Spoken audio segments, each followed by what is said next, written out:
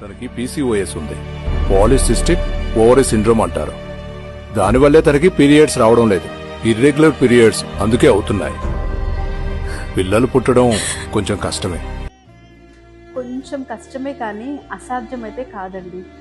కొంచెం కాదు, చాలా టైం తీసుకున్నా వాళ్ళు నేచురల్గా అయ్యే ఛాన్సెస్ ఉంటుంది, లేకపోతే ట్రీట్మెంట్ తీసుకొని ప్రెగ్నెన్సీ వచ్చే ఛాన్సెస్ కూడా ఉంటుంది. అసలు పీసీఓఎస్ అంటే ఇప్పుడుండే ఒక అమ్మాయిల్లో ఒక 100 మెంబర్స్ అమ్మాయిలు తీసుకున్నాం అనుకోండి, అందులో 99% అమ్మాయిలకి ఖచ్చితంగా పీసీఓఎస్ ఉంటుంది. సన్నగా ఉండే వాళ్ళకి ఉండదు, కొంచెం లావుగా ఉండే వాళ్ళకి ఉంటుంది అంటే అది రాంగ్ అండి. పీసీఓఎస్ అంటేనే హార్మోనల్ ఇంబ్యాలెన్స్. అది సన్నగా ఉండే వాళ్ళల్లో కూడా ఉంటుంది, కొంచెం బొద్దుగా ఉండే వాళ్ళల్లో కూడా ఉంటుంది. మీకు ఈ 3 క్రైటీరియాస్ గురించి చెప్తాను. ఈ 3 క్రైటీరియాస్లో ఏ 2 ఉన్నా కూడా మీకు పీసీఓఎస్ ఉన్నట్టే ఉంటుందండి.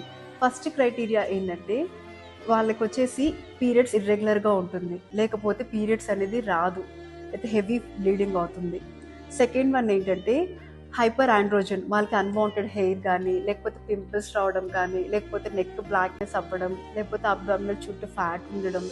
సో ఇలా రకరకాలుగా వాళ్ళకి వస్తూ ఉంటుంది. హెయిర్ లాస్ అవ్వడం, లేకపోతే హెయిర్ థిన్గా అయిపోవడం. సో ఇవన్నీ ఉంటుంది.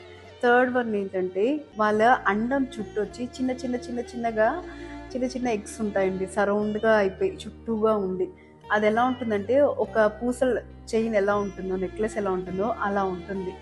సో ఈ 3 క్రైటీరియాస్లో మీకు ఏ 2 క్రైటీరియాస్ ఉన్నా కూడా మీకు పీరియడ్ వచ్చిన డే 2, డే 3లో మీ దగ్గరుండే డాక్టర్ని కన్సల్ట్ అయితే వాళ్ళు ఈ బ్లడ్ టెస్ట్ ద్వారా చూసుకొని మీకు ఉందా లేదా అని చెప్తారు. సపోజ్ మీకు పీసీఓఎస్ఏ ఉందనుకోండి, మీరు వెంటనే మెడికల్ ట్రీట్మెంట్ స్టార్ట్ చేసేస్తారు. మెడికల్ ట్రీట్మెంట్ స్టార్ట్ చేసినా ఖచ్చితంగా తగ్గుతుంది, కానీ అదే మళ్ళీ రాదు అన్న గ్యారెంటీ అయితే ఉండదు, మళ్ళీ ఖచ్చితంగా వస్తుంది.